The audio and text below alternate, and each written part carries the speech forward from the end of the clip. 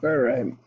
Welcome. This is the Algebraic Vectors second lesson for pre-calculus practice questions. I've got 10 of them here. This is question number 1. Identify the ordered pair that represents the vector from A(1-6) to B(2-3) and the magnitude of AB. So easiest way to visualize this one is draw it on a Cartesian coordinate system. I've approximated A up here at 1, 6. We've got B down here at 2, -3. And if you're going from A to B, it would look something like this. And we know that there's an X value. It goes to the right a little bit and it goes down. How far does it go? Well, we can tell very easily. It goes 1 unit to the right. And the Y value goes from 6 to -3. So the Y value goes down 9 units. So +1, -9, looks like our answer choice should be D. Just to be sure, if you did Pythagorean theorem, square root of 1 squared plus -9 squared does equal 81 plus 1, so the square root of 82. Yeah, we do get square root of 82 on that one. That is the distance formula or Pythagorean theorem, either one, whichever one you wanted to use. For question 2, basically the exact same thing, asking us about MP. What is the magnitude of MP?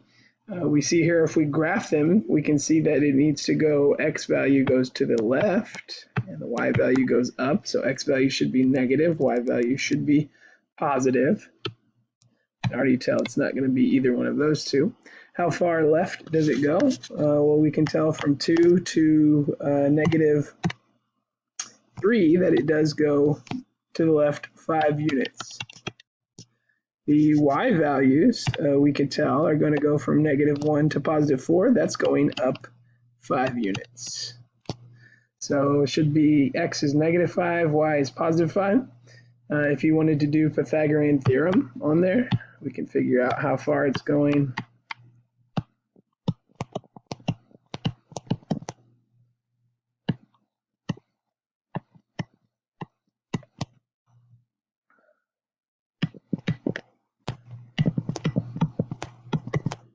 I don't know what's happening here.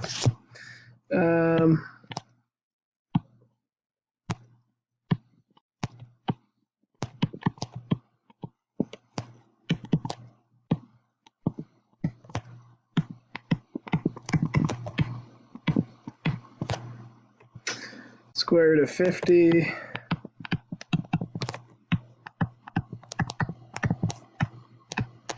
We do end up with 5√2. So it should be answer choice C on this one, it looks like.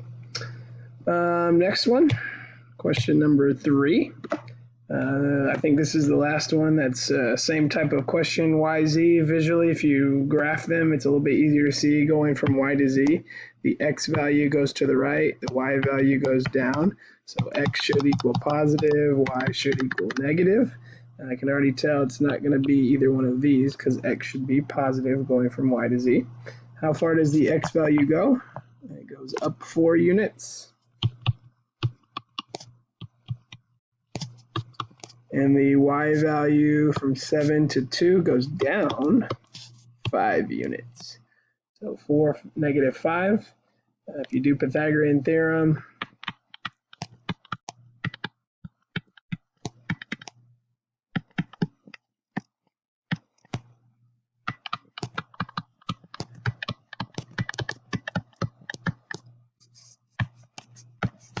so it looks like we get square root of 41 should be answer choice D on that one. You guys know how to do Pythagorean theorem. For question number 4, I guess this is, we're not going to do this one because it is the exact same as the other ones. Looks like you should get from Y to Z, it goes down 5. The Y values go down 7. And then you do Pythagorean theorem. So it's either B or D on this one. 49 plus 25 should be this one here. Should be your answer, just to be sure.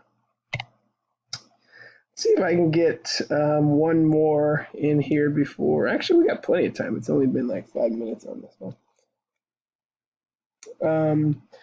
On this one, it says find the ordered pair to represent vector t in the equation vector t equals 4 vector u plus 6v. And it gives you the values of u and v. This one looks a little confusing because it may not be something we're used to, but it's actually really easy Algebra 1 stuff. If you write down the equation, vector t equals 4 vector u plus 6 vector v, and substitute in, all you have to do is distribute these values. So 4 times -1 gives us -4, and 4 times 4 gives us positive 16. So I'll have an x and a y value, -4 and positive 16. And on the other one, we get 18 and -12. Now to add these, we add the x values to the x values and the y values. So very easily we can see for the x values that we do get -4 plus 18 is positive 14. And for the y values, if we add those, we should get 4. And that's your answer, 14, 4. So it should be answer choice B. Basically, don't overthink it. That's an easy distribution problem. Algebra 1, like I mentioned. All right. Here, I guess we'll spend some more time on this problem. It says Walker family is building scaffolding, blah, blah, blah. Take some time to read it if you haven't. Basically, we have a couple of forces. What is the magnitude of the combined force? So we've got Terrell making a force here, 400 newtons, 65 degrees, and Mr. Walker doing a force, 600 newtons at 110 degrees. If you break them down in their components, what the x component is and what the y component is, then you can add the x values to the x values, the y values to the y values, and figure out the total x and the total y, and then do Pythagorean theorem to find the hypotenuse and figure out the resultant magnitude of the combined forces. So that's what we need to do. If we draw a little diagram for Mr. Walker and a little diagram for Terrell, I used the 110 degrees from the standard position, subtracted from 180 gives me a 70-degree angle on a right triangle. If you want to solve for this value, you can use the cosine ratio adjacent over hypotenuse. So cosine will get you the x value, sine will get you the y value, and plug those in your calculator to see what you get. So let's go ahead and do that for Mr. Walker and Terrell to find the x component and y component of both of their forces. All right, so I went ahead and calculated the x component for Mr. Walker and the y component for Mr. Walker, as well as the x and y component for Terrell. From here, now that we know what their forces are, we just need to make sure we have them in the right direction, whether they're canceling each other out or if they're going in the same direction, and we should be able to figure out the total x force and the total y force. And then draw ourselves a nice right triangle where you can calculate the total magnitude. So let me just scoot this over here for a second. So this x value we know is getting pulled in this direction to the left. So let's call this negative 205.2.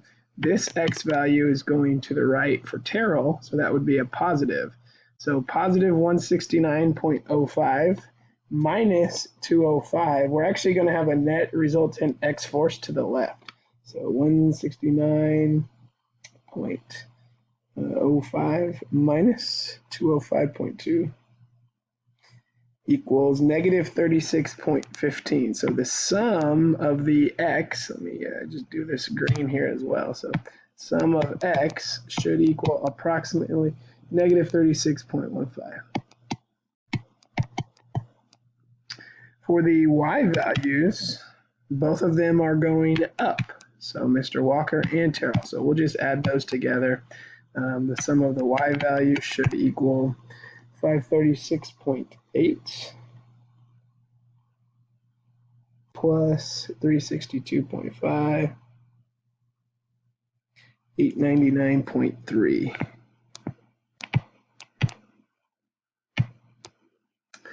All right, so now that we have an x and a y value, we can draw a right triangle and do Pythagorean theorem to figure this out. So x is negative 36.15, so negative direction is our x value. Our y value is going up, positive direction,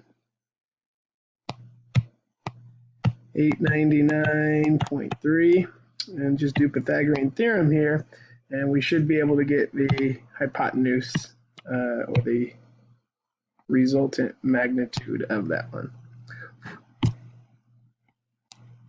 one, which should be answer choice B when you do Pythagorean theorem. Obviously, just a squared plus b squared. Make sure you don't even really need the negative sign in there on this one. We do need to know what direction it's going, but sometimes that screws students up in the calculator. We do get approximately 927 on this one. So obviously a few decimal places because you do need some accuracy on your answer, final answer on that one. All right, let's stop this video here on number 6.